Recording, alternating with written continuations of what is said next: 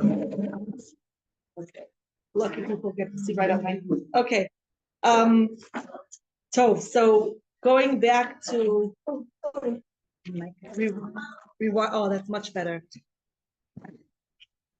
Rewinding a little bit, just doing a little review. We were talking about the different modalities of tefillah, right?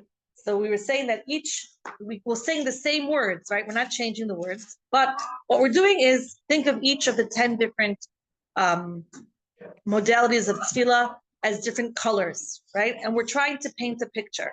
So each person's art, their tefillah is going to be their art, their way of expression. So we can say, we can use 2 colors, we could use 3 colors, we could use, do abstract, we could do all kinds of paintings of our tefillah, and it's going to depend on our mood, the time of year, holidays, right? We're getting ready.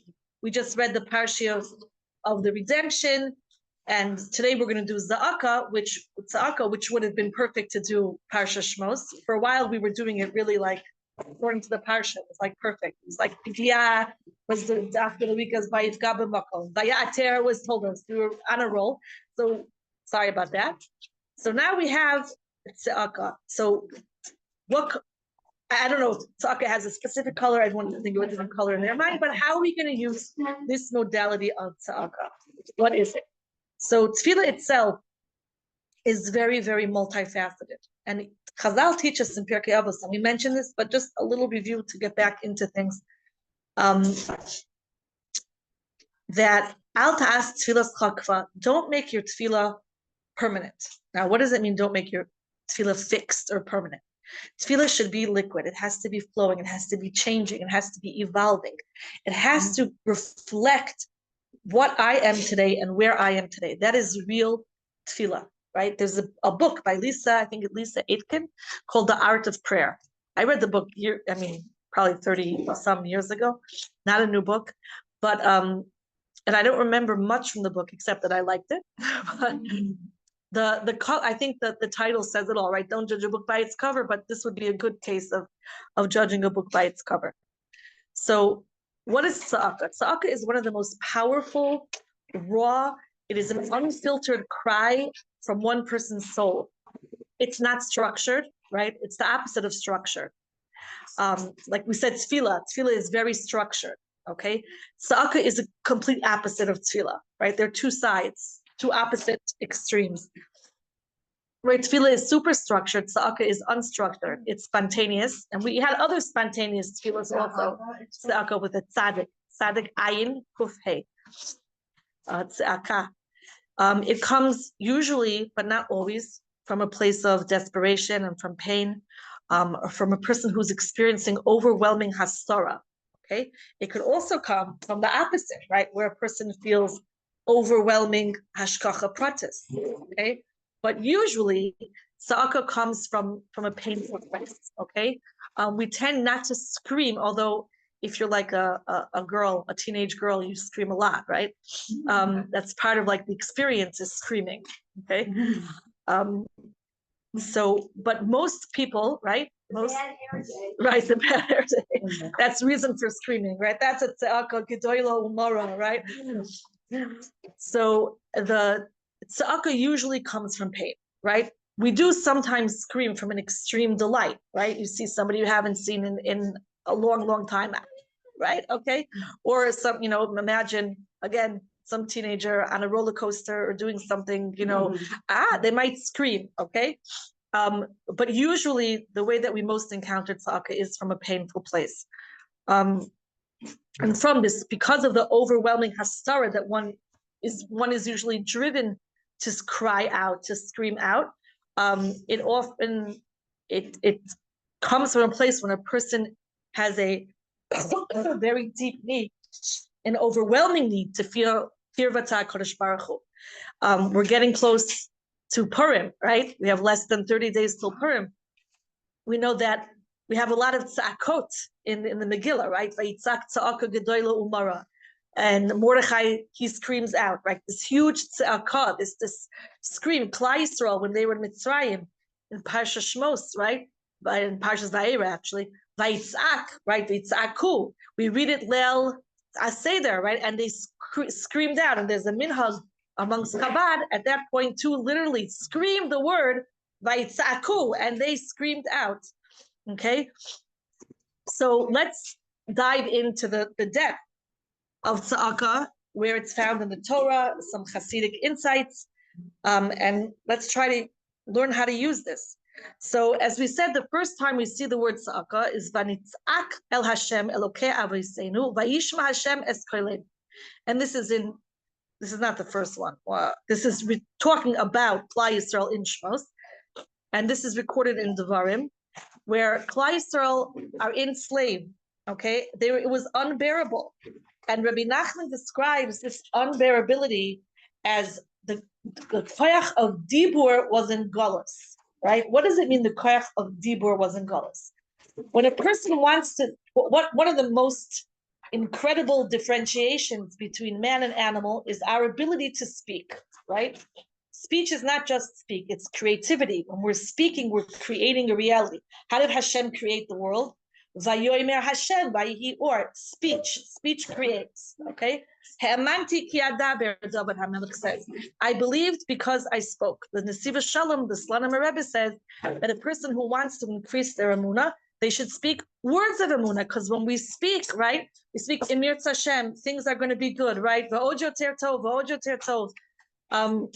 Which is literally like the national anthem of our country, Baruch Hashem, has been the Hatikva, which is also a nice song, beautiful words. The Hatikva has been replaced with Harav Arish's song. So we have this, a person, speech creates words. So the Slonim Rebbe says, a person who feels that they're low in emunah, what should they do? So what do we tend to do? Let's look at that, right? We tend to say, one of my favorite Israeli expressions, I think my parents are probably learning this in their second day in Ulpan today, right? Ein li koach, right? Yeah. And it comes with the shrug, right? Ein li koach. That's how you know that you're really Israeli, when you can master the shrug, okay? Of ein li koach, ein li koach. Ein li koach, right? Get those shoulders moving. So we have this tendency to be like, oh, right? It's a tendency, okay? Some people more, some people less, some people very less, right? But many of us, ein li koach, okay? Or I can't, or this is impossible, or some form of adult temper tantrum, which is a little bit more sophisticated than the 2-year-old who wants the cookie or doesn't want to go to sleep or doesn't want to brush their teeth. But in the end of the day, right, it's all the same. If we boil it down, it's all the same thing. So instead of saying ein li koach, or I can't, or right, the Slonim Rebbe says we replace that language with language of emunah, right? With speaking of, we could say, I say all the time, ein li koach, aval Hashem l'cha yesh kol ha'koach ba'olam. So HaKadosh Baruch Hu, give me some koach, please, right? Hashem, I need a little bit of koach. Ein li koach, right? Give me, give me a bissel of koach. It's a very nice song. Hashem, give me a little bit of koach. Like I need koach. It's true. I don't know how to solve this problem. I am, right? I'm not smart. I'm stupid, Hashem, but you have all the chokhmah. So you can fill me with chokhmah like you've always done in the past. Okay, so there's actually Yaakov Meir Shechter came out with a little pamphlet. I should have brought it for show and tell. It's very little. It's just lists and lists of psukim that are emunah, right? That if you need an injection, a vaccine of emunah, right? I know that this is, okay, maybe I should use a different, I forgot where I am for a minute. Maybe I should use a different mashal, but you know what I'm saying, right? You need a boost, a vitamin, here we go. A vitamin A, right? Vitamin E, vitamin emunah, right? Okay. A non-synthetic vitamin, right? An organic vitamin, okay. Of vitamin E, of emunah. So here's this list of the psukim, right, that we could say, that a person could say over and over to themselves. We're hearing now so many, I have to say, amazing. I mean, it's not even, the word is not even amazing. Awesome stories. I mean, of how and they are survivors, the captives that come back, and what kept them going. Amazing.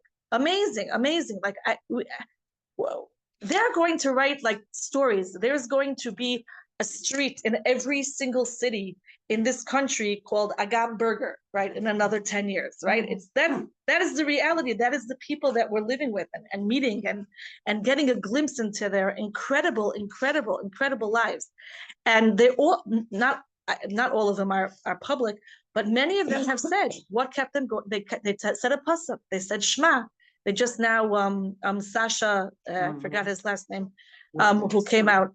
He said that there's one captive there, who I can't remember his name right now, that he reminded them every time there was a chag, they did all the chagim, they did Yom Kippur, they fasted on Yom Kippur, they make kiddush every Friday night on water, whatever they have, like they are mamish. This is incredible, right?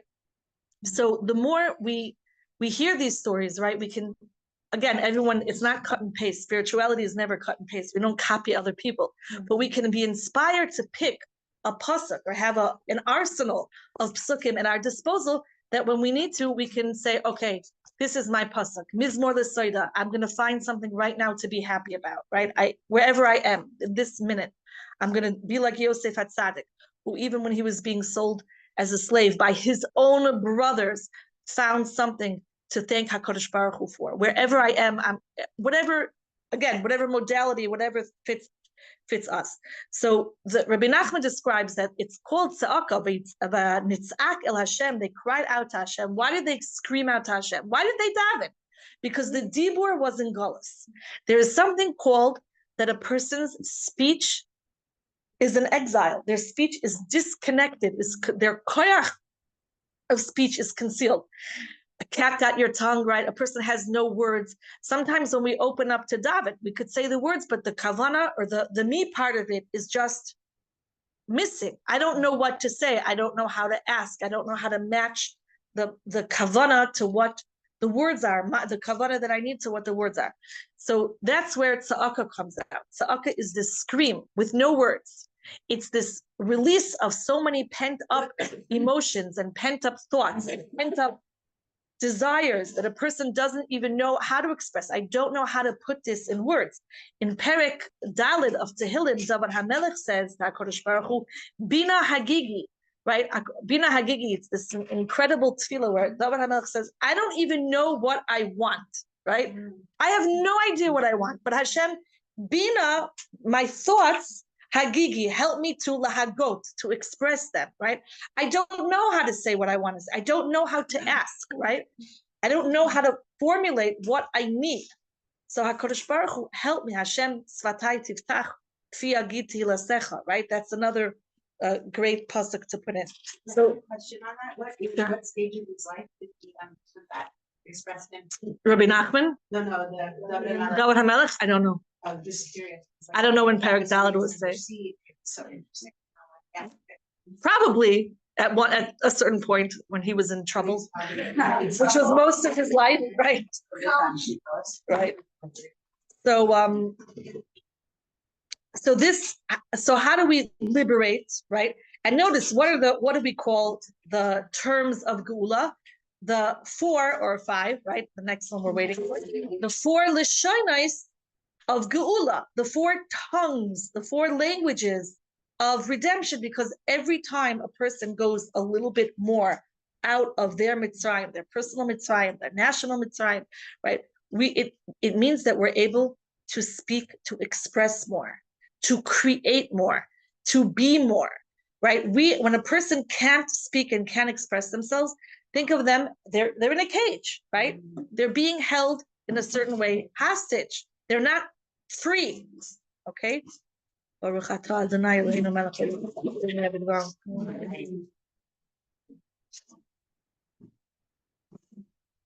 Speech is not just a sign of freedom, it's the highest form of creativity, where a person could have an idea, right? But until it's expressed, until it's created, right? All it is an idea. So, this is an extremely powerful, and we see how powerful it is with Yishmael, right? Yishmael is sent out with Hagar. Avram Avinu sends him out, right? After Sarah Imenu demands it, Avram's not sure about it. He asks HaKadosh Baruch Hu, right? HaKadosh Baruch Hu says the famous pasuk, right? Shema b'koila, listen to her voice, right? And Make sure Leil Rosh Hashanah, you drink a lot of cola. You should be zoicha that your husband too should hear Shema b'kola. Listen to her voice. Okay, that goes with eating kol rabi. Listen to kol harabi and kola. Right here, listen to the voice. So Yishmael, and he cries out. He cries out to HaKadosh Baruch Hu, and HaKadosh Baruch Hu tells the angels, "Go save him." And the angels say, "No way, right? We're not going to save Yishmael. Mapito, right? Yishmael is going to cause endless tsar with endless tsar." And Hashem says to the Malachim, "But right now, is he a tzaddik or a rasha? He's a tzaddik. He's a tzaddik. B'asher hu sham b'diuk." But how did he get there? He got there through calling out. He got there not by words, not by entreaties. He just screamed out. That was enough of a tshuva to save him, even though his descendants would wreak havoc physically and spiritually, and not only Klal Yisrael, but the entire world. Nevertheless, here he is, right? Today, present his children. So the Hasidic masters explain that TZaka is the soul's direct cry to Hashem, unencumbered by intellect. Now, Rabbi Nachman also talks about this, and he says that a very interesting idea. He suggests that when someone is doing his bodedus, right, they should cry out like an animal, right? Now, what animal? Why do we usually we want to exactly do the opposite of being an animal? Like we're constantly what? The wolf, right? The howling. I don't know Dafka the wolf. No, I think that's why Right. many wrestlers when they go, there's a lot of howling. They howl to the moon and things. They do. I don't know. I know So, I'm saying right. you know that too. It's the wolf. So why an animal? Why should we imitate an animal? Aren't we always being told, Rega, you have a nefesh elokis, right? Go away from your nefesh bahamis, right? Let your nefesh elokis rule you, not your nefesh bahamis, not the animal soul, right? Why are we all of a sudden want to be an animal? Doesn't sound very good. So but we know that everything that HaKadosh Baruch Hu created has a purpose, right? So the nefesh bahamis has an incredible purpose, right? The Balatanya teaches us again and again and again. The nefesh bahamis is here to protect. Is there another chair? No, it's okay. Do you not have a chair? It has a chair. It's right Oh, here. okay. You do? Yeah. Oh. You were just sitting. Oh, you're right. So what is this teaching about using our nefesh bahamis? So the nefesh bahamis is here to protect the nefesh elokis, right? That's its job. Now, animals have instincts, right?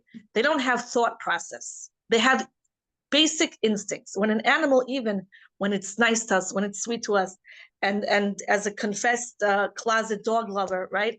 I know one day my kids are going to come home and they're going to surprise me with a puppy. I'm going to come home. They're going to surprise me. I went somewhere last week. I love dogs, right? People like animals, people don't like animals. But even dogs, which happen to be kelev, is kelev, right? It captures your heart, right? It feels your heart. It's all instinct, right? It's not real love, right? It doesn't really love its master. It loves what it gets from its master. It has an instinct, right? But it's not love. Horses, people will tell you they love their horse and their horse loves them. It is an instinct at the end of the day. I don't know. Okay. Miss Seda. I think that they love. Okay.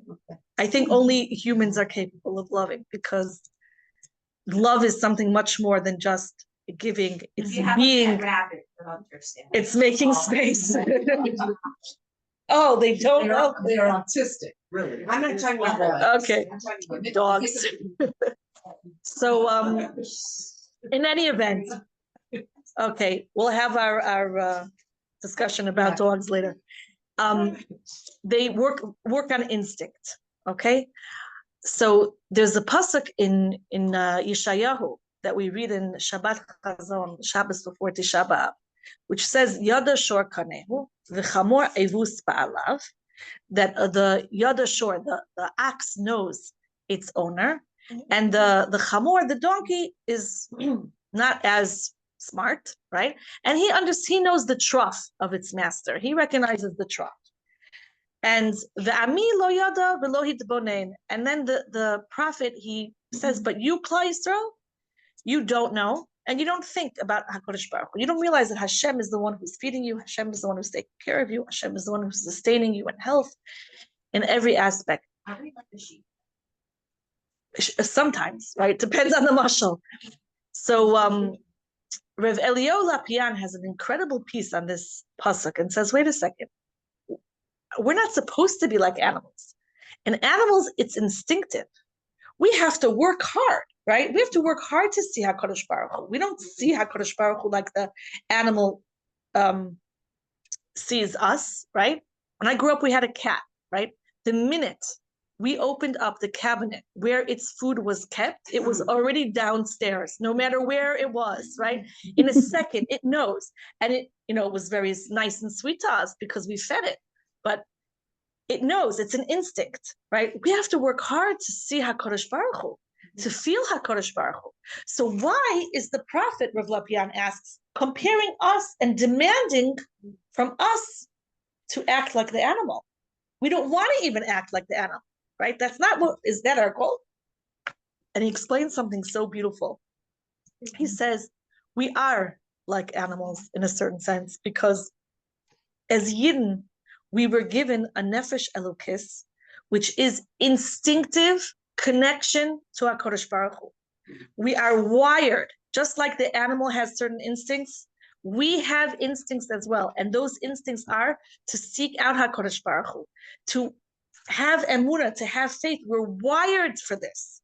We're wired for other things too, for social connection, all kinds of different things. But our nefesh elokis is instinctive. And whatever we do, we can't get rid of it. You can't erase it, right? You cannot erase, you can't get rid of it. So the Navi is saying, you are like the shore. You are like the chamor, right? Thank you, right? You are, he's saying you are like the donkey, right? You are like the shore. You are like the chamor. Just like they instinctively know who their owner is, who their master is. So do we. So do we. So in other words, he's saying the opposite. He's saying we're wired that way, and the only way we don't see Hashem is when we wire ourselves not to see HaKadosh Baruch Hu. There's another pasuk in Koheles that says, Elokim bara es Elokim yashar. God made man straight. Vehema bikshu cheshbonot rabim. And they started making all these cheshbonot, right? God created us straight. God created us pure. God created us holy, right? What did we do? We started making all these cheshbonot. Well, maybe things should really be like this. You remember, as a little kid, I see this all the time, and I actually had a student one time who she was very, very busy during class, and I knew she wasn't taking notes. You just get that vibe that she's in her own world. And I said to her, and I'm like, what are you doing? Right? What are you so busy with? Right? I mean, I know I'm not the most interesting thing in the world, but what are you so busy with? You have other homework, you have tests. What? So she was thrilled. She shows me this notebook, right? And in the notebook is the story of her life, right? How things should be down to the tiniest details of how she would redo her life or part of her childhood, and how she's going to be an adult. And she was in the middle of, chapter, 53. And very, very fascinating, right? Now, having dreams is great. Better to have goals than dreams. But having dreams is great when there's things that you can do about them, right? Not dreams that are arbitrary, or I dream of being a billionaire, right? Dream of, I tell this to my children all the time. They, in school a lot, right? They program them to daven, especially the girls, right? Daven for zivuk hagun, daven for zivuk hagun, right? Because that is the only thing that exists, right? Daven for zivuk hagun. And I'm always telling them, I say, you know what? Before daven for zivuk hagun, but before you daven for that, daven that you should be your match, hagun, and appropriate. Daven that you should be appropriate for zugiyut, that you should be appropriate, that you should be developed, that you should have yirat shamayim, that you should be a person who can make space for another person, that you can be a person who can love another person, that you can be a person who can be loved, that you should have yirat shamayim. Those are dreams that, if you dream and pray for that, you're automatically attracting a zivuk hagun, because you're hagun, right? But you have more influence on yourself than you do on somebody else. So it's really nice to pray. You should have a husband who's a Talmid Chacham. How about you pray that you should be somebody who could appreciate what Torah is and appreciate a Talmid Chacham, and then you'll be mamash ra'ui for such a thing. So the places where there's dreams, there's goals, and there's what we can control. So going back to the animal kingdom, right? We and Tzaka. So what was the point of the story? Yeah, her dreams.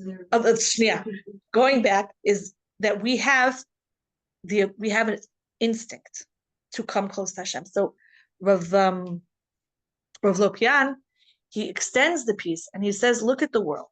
What fills the world most? Oxygen, because we need oxygen more than anything else. And then what's next? Water, because after oxygen, the next human need is water. So we have oxygen, we have water. And he says it's the same thing in the spiritual world. It reflects, it's an exact mirror. So we have what's the oxygen of the spiritual world is emunah. So when we can use, right, our nefesh bahamis, which is the instinctive part of us, we're instinctively wired to come close to HaKadosh Baruch Hu. Instinctively. This is a place where tzaka can come from. Tzaka, no intellectual, it's spontaneous, it's not structured, right? It's very raw, but it's very, very, very real. And it's very, very, very basic. So when a person is in extreme pain, and we're going to define pain not as physical pain, but pain as in a deep place of hastara, of concealment of Hashem, because that is the most painful thing, right? Physical pain only aggravates that, where a person can't connect to HaKadosh Baruch Hu because they're so consumed with physical pain. But most people will say emotional pain, especially acute and continuous emotional pain, where day after day a person is not able. That's Chronic thing. Chronic pain, emotional pain of not being able to connect to HaKadosh Baruch Hu, which means they're not connected to themselves. Right now, of course, we're not talking about 100%.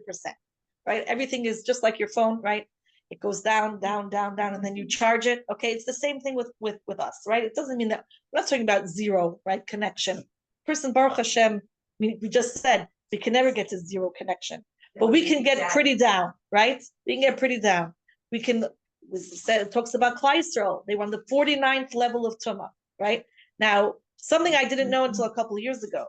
Did you ever wonder how could it be that they were on the 49th level of Tumah, and what about us, right?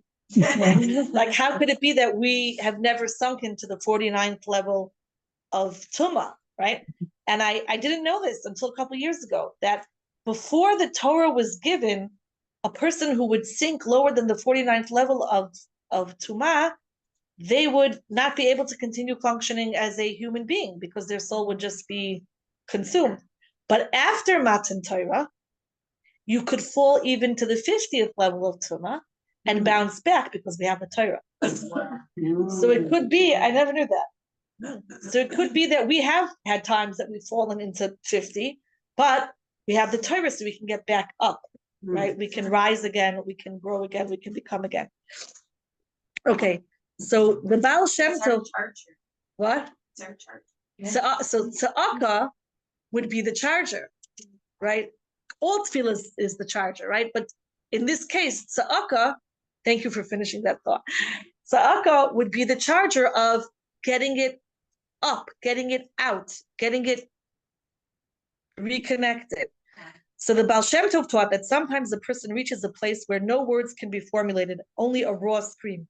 This primal connection pierces the heavens and elicits divine compassion. It's something as well with the story about the girl in the story that she was reading in her class. Oh, she was planning everything like to the T and trying to rewrite. And very often we can come into this, like if I had different conditions in my life, if I had X, Y, and Z instead of A, B, C, then things would be better. Then I would be closer to Hashem. Then I would be able to daven, right? If I would be able to connect to Hashem, I would be able to do chesed. I would be a good person. And by the way, you probably are a good person, right? But I would be a really good person if I had these resources or a different situation, life situation. And so we use that as an escape from actually facing. Also an animal way. I would think it's a very what scientists would call reptilian way of thinking, yes, and what Balatanya calls the Nefesh Bahamis way of thinking, right? But not in a positive way. So Rabbi Nachman of Breslov emphasizes that his bodidus, which is, I think we all know what that is, but private, personal conversation with Hashem, and he would encourage his people to cry out to Hashem with their own words, or even with no words at all. That's also, Rabbi Nachman talks about that, which is not exactly TZaka, but maybe it's the silent scream, right? The silent scream of just not being able to even scream, right? Like Hannah? Like Hannah? Why like Hannah? Because she was screaming inside, wasn't she? When she went to the Bas Medrash, when she went to the Tefilla. It could be. When she went there and saying, like, give me a child, I want a child. Like, wasn't that? It could be. Like I don't know of any medrash that says that she was screaming, but it could be. Internal. It could be. Could be. Her lips were moving, but no right. I understand so that's why I'm saying it could be silent scream inside. It could be. And the Alter Rebbe in Tanya tells us that the cry of the soul is compared to a child crying for its father. No logical argument is needed, just the unfiltered yearning of a child for its parent. Okay, so let's talk about the effectiveness of tzaka and how it works. Okay, so we all know the story, very famous story, of the child on Yom Kippur who shows up at the shul of the Baal Shem Tov, right? Mm-hmm. And he doesn't know how to daven, and he just knows the letters, right? So he says the Aleph Beis, and the Baal Shem Tov, was the Baal Shem Tov? Not sure it was the Baal Shem Tov or not. It was the Baal Shem Tov. The Baal Shem Tov later said that opened up all the gates of heaven and it overturned many decrees, right? So this is an extremely unsophisticated, right, prayer with no words, right? It doesn't have words. It's an emotion, right? It's this coming out, and it has tremendously deep effects. The Barditchever Rebbe tells that he one time heard a wagon driver scream out, "Hashem, I have no one but you." And the Barditchever Rebbe declared that this cry ascended higher than all the tefillos of all of the great scholars.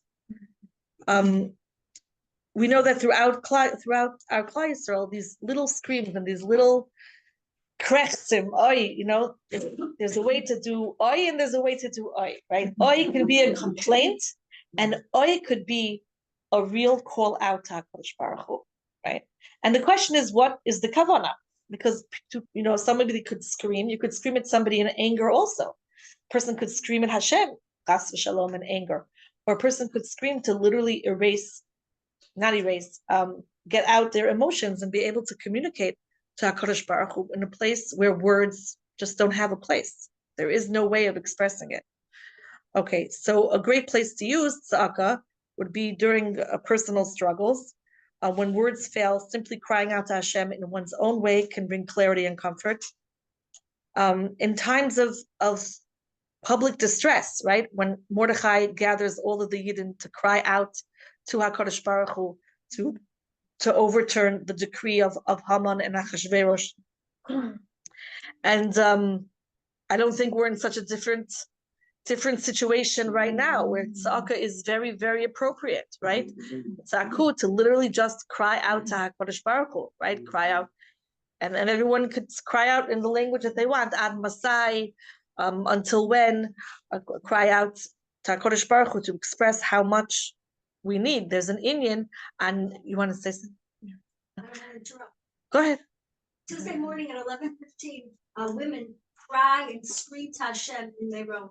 Want to join us for the gula and for the pastors, but it's a quiet tzaka, so we don't disturb. Yeah. Okay, so during the Yamim Noiraim, there's an inyan to daven b'kol, and even in the Shulchan Aruch it tells us that normally the Shmona Esrei which is said silently, right? It could be davened louder than usual, right, where you can hear. And in some, the Yom Noraim, Rosh Hashanah and Yom Kippur.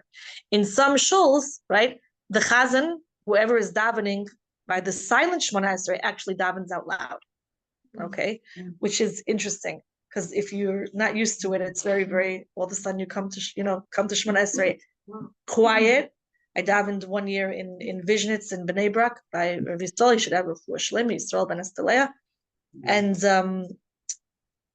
it gets. You're talking about 10,000 people, right? More than 10,000 people. The men holds 10,000 people, and the women, there are a lot of people. Okay, so a lot of Where? in Visionitz in Bnei Brak, and it's quiet by Shemona Esrei, but the Rebbe davens out loud, which is very interesting. Okay, so there's such an Indian to daven out loud. Out loud. I mean, I heard him and I was on the 3rd floor upstairs. You barely hear him, but the only reason you hear him is because it is quiet, which is also amazing to be in a room of over 10,000 people and have quiet, right? Especially for someone who's taught girls for so many years. The concept is just radical. So tzaka is a very, very authentic tefillah, right? You can't create a tzaka, right? You can build a tzaka within yourself. I should not create. The word I wanted was fake. Okay, you could create a tzaka. You need to create a tzaka in order to have it, but it's not something that comes with insincerity. It just doesn't. We say some tefillos, you should say them anyways, and the kavana will come, right? Mitoch shelo lishma balishma. Tzaka is not one of those things. Tzaka is you have to. Otherwise, it's not tzaka, right? I don't know. Whatever it is, it could be something else. It could be something else good too. It's not like it's bad, right? But tzaka, it's not. Tzaka has to be completely authentic. Otherwise, it's not tzaka. It's even calling out Hashem help me, or there's amazing stories. Did you ever read that wonderful book Holy Woman by Saraya of Tzfat, right? So very, very inspiring. It was very interesting. Fascinating. Historically, it was fascinating also. But besides for that, fascinating, beautiful book. What's that author's name? Saraya of Tzfat. Yeah.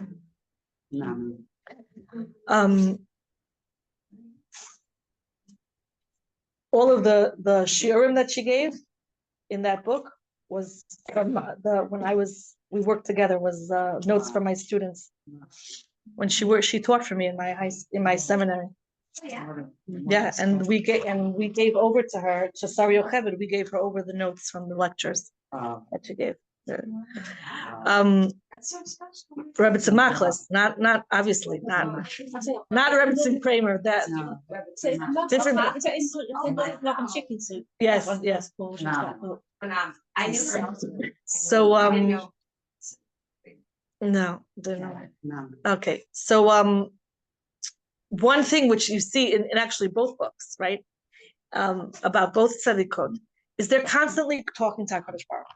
Right, constantly crying out to HaKadosh Baruch Hu, right? If the soup is not working by Rebbetzin Kramer, she's crying out to HaKadosh Baruch Hu, like, help me with this soup, Hashem. Like, I have to feed these people.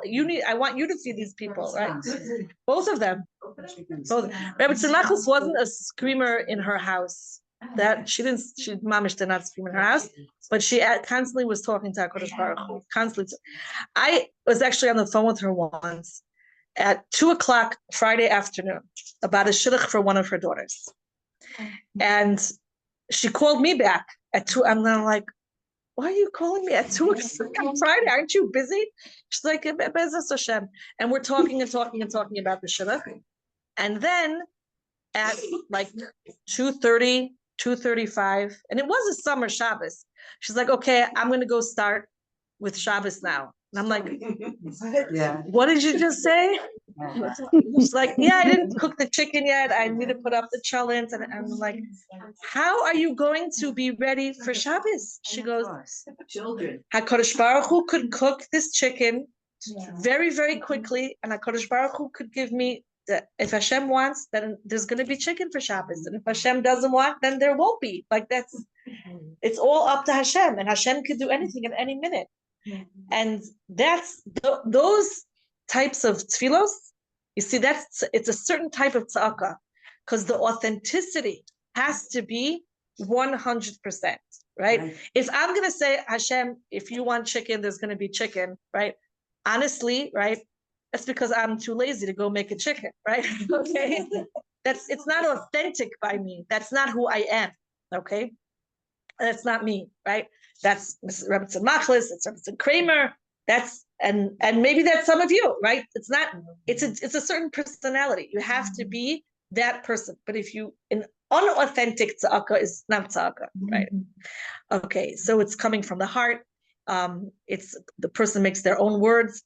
And tzaka is a very, very private thing, okay? Tzaka is something which is between a person and a kadosh baruch Hu. Now, but the first reason is because nobody else has to hear you scream, right? They don't have to book you a room in where my neighbors, what's that called? Hadassah, right? And Rechov Gimzu, right? No one needs to book you a room there if you could start screaming all the time. It's the mental hospital. Yeah. It is. Right. If you do tzaka in an unprivate place, right? It's that, and also, we don't we don't want to yell at another person, right? We don't want another person to think that we're yelling, and nobody else should. Also, it's private. Okay, what we talk about kadosh baruch Hu is private. This is a person, very, very personal, very authentic, very raw tefillah. Okay. So it requires no sophistication, only sincerity. The cry of the heart bypasses barriers and reaches Hashem directly. As Chazal teach us that Shari Dema'os Lonin Alu, the gates of tears were never locked. They're never closed. HaKadosh Baruch Hu is always listening. And this is Tzaka, and Tzaka was what brought Klal Yisrael out of their galus, right? It took them out. And Bezrat Hashem, we're going to call out HaKadosh Baruch Hu in the most authentic, sincere way, and HaKadosh Baruch Hu will redeem us, redeem all the levels of speech, all five, Veheveti, V'Itzalti, V'Galti, V'Lakachti, that was not in order, but that's how it came out. Spontaneous. So HaKadosh Baruch Hu will redeem us, Be'ezus Hashem, B'Karov, and we'll be Zoichet to be able to have direct, uncomplicated, constant contact and communication with HaKadosh Baruch Hu. Can I remind everyone